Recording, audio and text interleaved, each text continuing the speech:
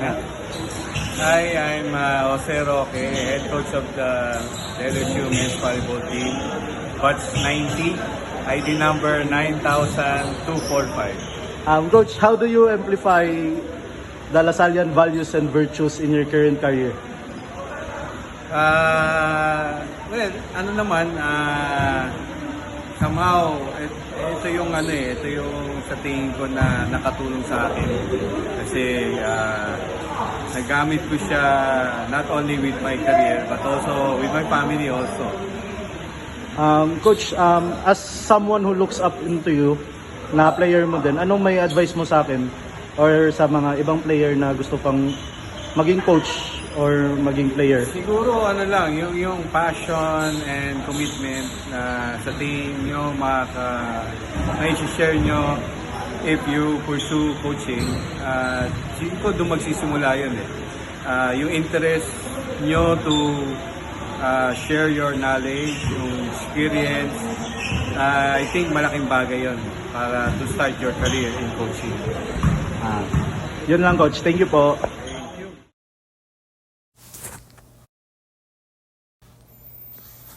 Hi guys, I'm Dyson Simon Malto. I'm an Electronics and Communications Engineering graduate in our De La Salle University, ID 119. And now I'm currently working as the same company name as my first name, Dyson Electronics Philippines. I'm now working right now 10 months here in the company. So yeah, how did I exemplify Lasallian values and virtues in my present career?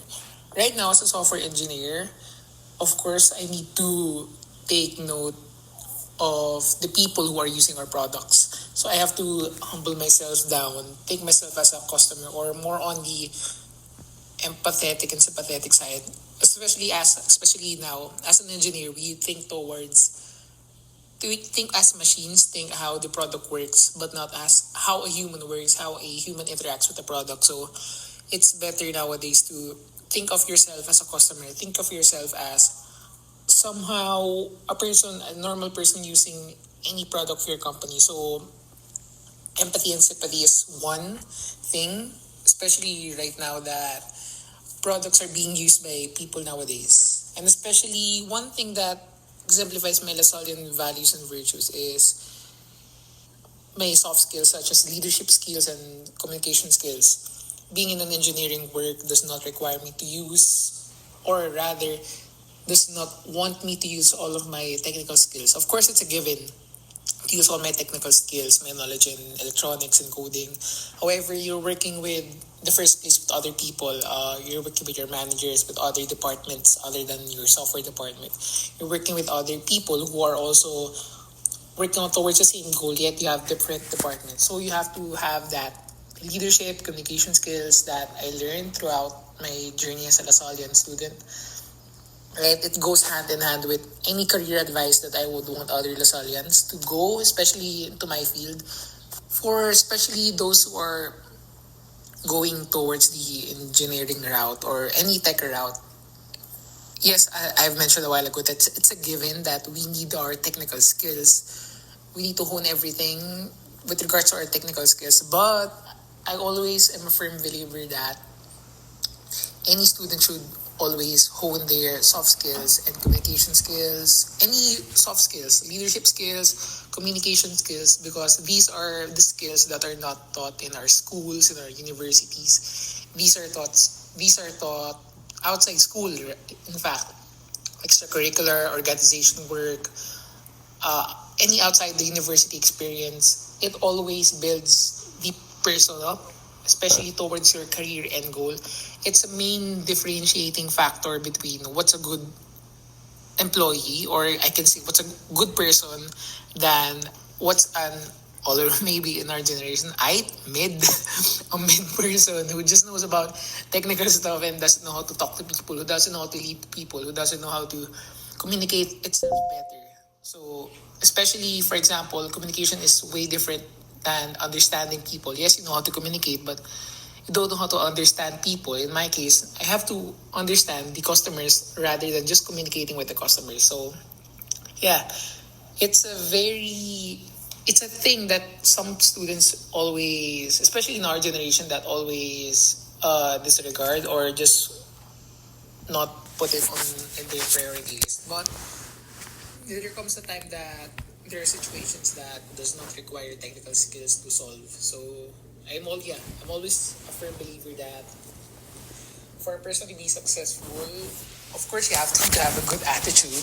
Of course you have a good technical skills with your career. And lastly, just to summarize it all, I just recommend people to have, in this day and age where communication is very convenient for us to just tap into, one must have that soft skill that I have in mind. And I'm always a testament to that.